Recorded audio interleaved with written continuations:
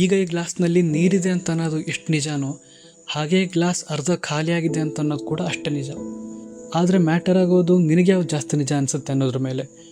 What's more real to you, half empty or half full? ನಾವು ಆಶಾವಾದಿಗಳು, optimistic, ಪ್ರತಿಯೊಂದರಲ್ಲೂ positivity ನೋಡುತ್ತೀವಿ. ನಮ್ಮ ಹತ್ರ ಯಾರಾದರೂ ಬಂದು ಕೇಳಿದ್ರೆ ಈ ಗ್ಲಾಸ್ನಲ್ಲಿ ಏನಿದೆ ಅಂತ, ನಾವು ಈ ಗ್ಲಾಸ್ನಲ್ಲಿ ನೀರಿದೆ ಅಂತಲೇ ಹೇಳ್ತೀವಿ. ನಾವು ನೋಡಿದ್ರೂ ಸಹ ಆ ಪರ್ಸ್ಪೆಕ್ಟಿವಿಂದನೇ ನೋಡ್ತೀವಿ. ಆದರೆ ಕೆಲವು ಜನರಿರ್ತಾರೆ, ಅವರಿಗೆ ಈ ಗ್ಲಾಸ್ನಲ್ಲಿರೋ ನೀರು ಯಾವತ್ತೂ ಕಾಣೋದೇ ಇಲ್ಲ. ಈ ಗ್ಲಾಸ್ನಲ್ಲಿ ಅರ್ಧ ಜಾಗ ಖಾಲಿ ಉಳ್ಕೊಂಡಿದೆಯಲ್ಲ ಅನ್ನೋ ಒಂದು ಕೊರಗಲ್ಲೇ ಇರ್ತಾರೆ. ಆ ಖಾಲಿ ಉಳ್ಕೊಂಡಿರೋ ಜಾಗ ಮಾತ್ರ ಅವ್ರಿಗೆ ಕಾಣೋದಾಗಿರುತ್ತೆ. ನಿರಾಶಾವಾದಿಗಳು, ಪೆಸಿಮಿಸ್ಟ್. ಇಂತಹ ಜನರಲ್ಲಿ ರಸ್ಟಿನ್ ಕೊಹೆಲ್ ಅನ್ನೋ ಕ್ಯಾರೆಕ್ಟರ್ ಕೂಡ ಒಂದು. ಟ್ರೂ ಡಿಟೆಕ್ಟಿವ್ ಸೀರೀಸ್ನ ಮೊದಲನೇ ಸೀಸನ್ನ ಒಂದು ಮುಖ್ಯ ಕ್ಯಾರೆಕ್ಟರ್. ಈ ಟ್ರೂ ಡಿಟೆಕ್ಟಿವ್ ಅನ್ನೋ ಸೀರೀಸ್ ಒಂದು ಕ್ರೈಮ್ ಡ್ರಾಮಾ ಸೀರೀಸ್ ಆಗಿದ್ರೂ ಸಹ ಇಲ್ಲಿನ ಪ್ಲಾಟ್ ಕೇವಲ ಒಂದು ಕ್ರೈಮ್ಗೆ ಸೀಮಿತವಾಗಿರದೇನೆ ಇಲ್ಲಿ ಡಿಸ್ಟರ್ಬಿಂಗ್ ಮರ್ಡರ್ಸ್, ಥಿಕ್ ಪ್ಲಾಟ್, ಆಕಲ್ಟ್, ಸೈಕೋಪಾತಿ ಇನ್ನೂ ಹಲವಾರಿದೆ.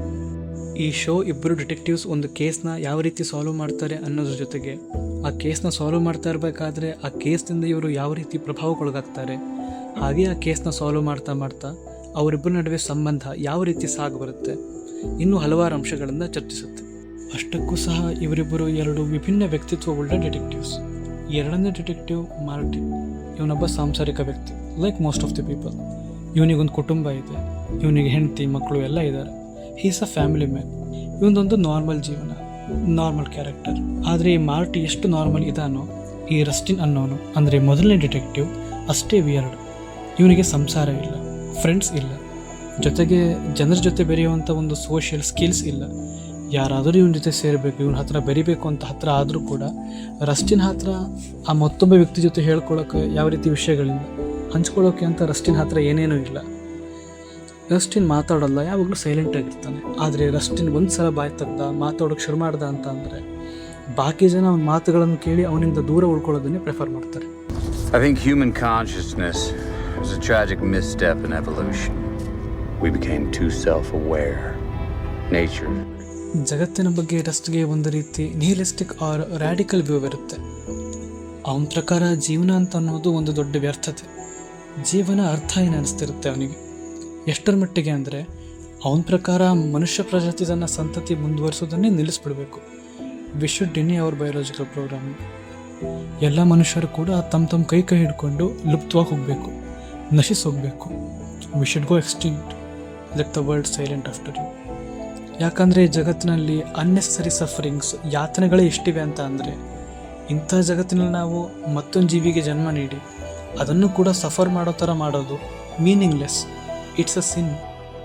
ರಸ್ಟಿನ್ ಕೊಹೆಲ್ ತನ್ನ ಜೀವನದಲ್ಲಿ, ತನ್ನ ಕೆರಿಯರಲ್ಲಿ ಹಲವಾರು ಡೆಡ್ ಬಾಡಿಗಳನ್ನು ನೋಡಿರ್ತಾನೆ. ಪ್ರತಿ ಡೆಡ್ ಬಾಡಿ ನೋಡಿದಾಗಲೂ ಅದರ ಮುಖವನ್ನು ಅವನು ಸೂಕ್ಷ್ಮವಾಗಿ ಅಬ್ಸರ್ವ್ ಮಾಡ್ತಾ ಇರ್ತಾನೆ. ಅವನಿಗೆ ಒಂದು ವಿಷಯ ಅಂತೂ ಗೊತ್ತಾಗಿರುತ್ತೆ, ಈ ನಾನು ಅಂತ ಅನ್ನೋ ಭಾವನೆನೇ ಎಲ್ಲ ರೀತಿಯ ಸಫರಿಂಗ್ಸ್ಗಳಿಗೂ ಕಾರಣ. ಈ ನಾನು ಅಂತ ಅನ್ನೋ ಮನಸ್ಥಿತಿನೇ ಒಂದು ದೊಡ್ಡ ಗಾಯ ಅಂತ. ಜೀವನದ ಮೌಲಿಕ ಸಮಸ್ಯೆಗಳು ಅಂತ ಏನಿದಾವೆ, ಈ ಅಶಾಂತಿ, ದುಃಖ, ಯಾತನೆ, ನೆಮ್ಮದಿ ಇಲ್ಲದೆ ಇರೋದು, ಇವೆಲ್ಲ ಸಮಸ್ಯೆಯು ನಾನು ಅನ್ನೋ ಭಾವನೆಯ ಸಮಸ್ಯೆ. ಇದು ನಮ್ಮ ಮನಸ್ಸೇ ಸೃಷ್ಟಿ ಮಾಡ್ಕೊಂಡಿರೋ ಒಂದು ರೀತಿಯ ಸಂದಿಗ್ಧತೆಗಳು. ರಸ್ಟ್ ಇಂಥ ವಿಚಾರಗಳ ಬಗ್ಗೆ ತುಂಬಾ ಯೋಚನೆ ಮಾಡ್ತಾ ಇರ್ತಾನೆ. ಆ್ಯಂಡ್ ಯಾರು ತಮ್ಮ ಅಸ್ತಿತ್ವದ ಬಗ್ಗೆ ಯೋಚನೆ ಮಾಡ್ತಾರೋ ಅವರಿಗೆ ಈ ಜೀವನದ ವ್ಯರ್ಥತೆ ಮತ್ತು ಈ ಜೀವನದ ಮೀನಿಂಗ್ಲೆಸ್ನೆಸ್ ಇದು ಮಾತ್ರ ಅರ್ಥ ಆಗಿದೆ ಬಿಟ್ಟರೆ ಮತ್ತೇನು ಸಿಕ್ಕೇ ಇಲ್ಲ. ಇಂಥ ನಿರಾಶಾದಾಯಕವಾಗಿರುವ ಮನಸ್ಥಿತಿ ಇದ್ದರೂ ಕೂಡ ರಸ್ಟ್ ಜೀವಂತ ಇರ್ತಾನೆ, ಜೀವನ ಸಾಗಿಸ್ತಿರ್ತಾನೆ. ಯಾಕಂದರೆ ಅವನು ಸಾವಿಗೆ ಅಸಮರ್ಥ, ಆದರೂ ಸಹ ಅವನು ಸಾವಿಗೆ ಕಾಯ್ತಾ ಇರ್ತಾನೆ. ಇದೇ ಮನಸ್ಥಿತಿಯಲ್ಲಿ ಬದುಕ್ತಾ ಇರೋ ರಸ್ಟ್ನ ಜೀವನದಲ್ಲಿ ಸಂಗೀತ, ಮೋಜು, ಖುಷಿ, ನೆಮ್ಮದಿ ಇರೋದಿಲ್ಲ. ಅವನದು ಒಂದು ರೀತಿ ಬೋರಿಂಗ್ ಜೀವನ ಸಾಗ್ತಾ ಇರುತ್ತೆ. ಜೀವನಕ್ಕೆ ಅರ್ಥ ಇಲ್ಲ ಅಂತ ಯೋಚನೆ ಮಾಡೋದು ಬೇರೆ, ಜೀವನವನ್ನು ಅರ್ಥಹೀನವಾಗಿ ಕಳೆಯೋದು ಬೇರೆ.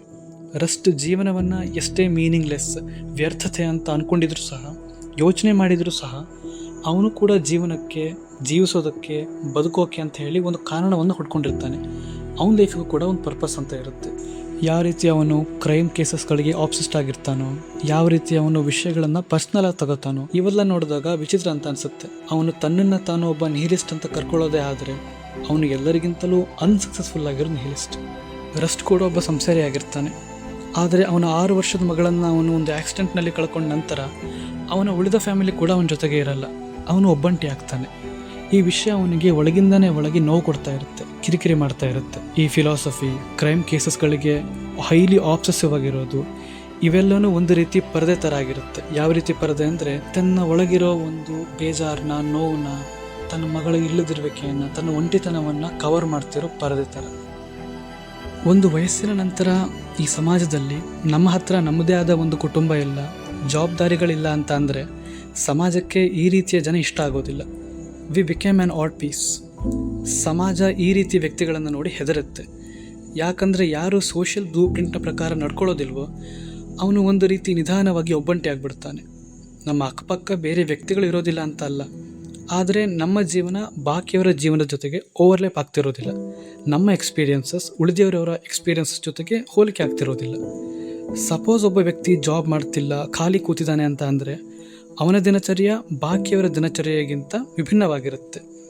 ಮಾತಾಡೋದಕ್ಕೆ ಸಮಾಂತರವಾದ ವಿಷಯಗಳು ಬಾಕಿ ಜಾಬರ್ಸ್ಗಳ ಜೊತೆ ಅವನಿಗೆ ಸಿಗ್ತಿರೋದಿಲ್ಲ. ಒಂದು ರೀತಿ ಆಡ್ ಆಗಿಬಿಡ್ತಾನೆ ಅವನು. ಹೀಗೆ ಒಬ್ಬ ವ್ಯಕ್ತಿಗೆ ಮದುವೆ ಆಗದೇ ಇದ್ದರೆ 40-55 ವರ್ಷಗಳು ಕಳೆದರೂ ಸಹ ತನಗೆ ಅಂತ ಒಂದು ಫ್ಯಾಮಿಲಿನ ಅವನು ಹುಡ್ಕೊಳ್ದೇ ಇದ್ದರೆ ಅವನು ಇನ್ನೂ ಸೊಸೈಟಿಯ ದೃಷ್ಟಿಯಲ್ಲಿ ಇರ್ರಿಲೆವೆಂಟ್ ಆ್ಯಂಡ್ ಅನ್ಎಕ್ಸೆಪ್ಟೇಬಲ್ ಆಗಿಬಿಡ್ತಾನೆ. ಮದುವೆ ಅನ್ನೋದು ಒಬ್ಬ ವ್ಯಕ್ತಿಗೆ ಸಮಾಜದಲ್ಲಿ ಸೋ ಕಾಲ್ಡ್ ರೆಸ್ಪಾನ್ಸಿಬಲ್ ಪರ್ಸನ್ ಅನ್ನೋ ಸರ್ಟಿಫಿಕೇಟ್ನ ಕೊಡುತ್ತೆ. ಆದರೆ ಯಾವ ವ್ಯಕ್ತಿಗಳು ಇದೆಲ್ಲದರಿಂದ ಮುಕ್ತವಾಗಿರ್ತಾರೋ, ಅನ್ಗವರ್ನ್ಡ್ ಆಗಿರ್ತಾರೋ, ಈ ಥರದ ವ್ಯಕ್ತಿಗಳನ್ನು ಅಂದರೆ ರಸ್ಟ್ ಆ್ಯಂಡ್ ಕೊಹೆಲ್ ಥರದ ವ್ಯಕ್ತಿಗಳನ್ನು ಸಮಾಜ ಒಂದು ರೀತಿ ಸಂದೇಹದಿಂದ ನೋಡುತ್ತೆ. ಒಂದು ಥ್ರೆಟ್, ಒಂದು ಅಪಾಯದ ರೀತಿ ನೋಡೋದು ಸಾಮಾನ್ಯವಾಗಿರುತ್ತೆ. ರಸ್ಟ್ಗೆ ಯಾವುದೇ ರೀತಿ ಬಂಧನಗಳು ಇಲ್ಲದೇ ಇದ್ದರೂ ಸಹ, ಅವನ ಲೈಫ್ ಅನ್ರಿಸ್ಟ್ರಿಕ್ಟೆಡ್ ಆಗಿದ್ದರೂ ಸಹ ಅವನು ಕೂಡ ಒಂದು ಮಾರಲ್ ಕೋಡ್ನ ಫಾಲೋ ಮಾಡ್ತಾನೆ. ಅವನಿಗೆ ಗೊತ್ತು ತಾನು ಯಾರು ಅಂತ. Know what he is capable of. ಸಮಾಜದಿಂದ ಬೇರೆ ಇದ್ದರೂ ಅವನಿಗೆ ತನ್ನ ಸ್ಥಾನದ ಬಗ್ಗೆ ಅರಿವಿದೆ. ಅವನಿಗೆ ಕ್ಲಾರಿಟಿ ಇದೆ, ಏನು ಮಾಡಬೇಕು ಏನು ಮಾಡಬಾರ್ದು ಅಂತ. ಅವನು ಸಹ responsible person. Rustin Cohle is highly sensitive and with over active mind. ಅವನು ನುವಾನ್ಸ್ ಮತ್ತು ಸೂಕ್ಷ್ಮ ಅಂಶಗಳನ್ನು ಗಮನಿಸಬಲ್ಲ. ತಾನು ಭಾವುಕನಾಗದೇನೆ ಮತ್ತೊಬ್ಬರ ಭಾವನೆಗಳನ್ನು ಅರ್ಥ ಮಾಡ್ಕೊಳ್ಬಲ್ಲ. ಅವನಿಗೆ ಗೊತ್ತು ಒಬ್ಬ ವ್ಯಕ್ತಿಯ ಗಿಲ್ಟ್ನ ಯೂಸ್ ಮಾಡಿ ಹೇಗೆ ಕನ್ಫೆಷನ್ನ ಹೊರಗೆ ತೆಗಿಬೇಕು ಅಂತ. ಅವನು ಕೆಟ್ಟದನ್ನು ಬಹಳ ಬೇಗ ಐಡೆಂಟಿಫೈ ಮಾಡ್ತಾನೆ, ಯಾಕಂದರೆ ಅವನಿಗೆ ಗೊತ್ತು ಕೆಟ್ಟದ್ದು ಅಂದರೆ ಹೇಗಿರುತ್ತೆ ಅಂತ. ಅಷ್ಟಕ್ಕೂ ಒಬ್ಬ ಸಾಮರ್ಥ್ಯವುಳ್ಳ ಪೊಲೀಸ್ ಮತ್ತು ಒಬ್ಬ ಬುದ್ಧಿವಂತ ಕ್ರಿಮಿನಲ್ ಮಧ್ಯ ತುಂಬ ಡಿಫ್ರೆನ್ಸ್ ಏನಿರೋದಿಲ್ಲ. ಇಬ್ಬರೂ ಒಂದೇ ನಾಣ್ಯದ ಎರಡು ಮುಖಗಳಿದ್ದ ಹಾಗೆ.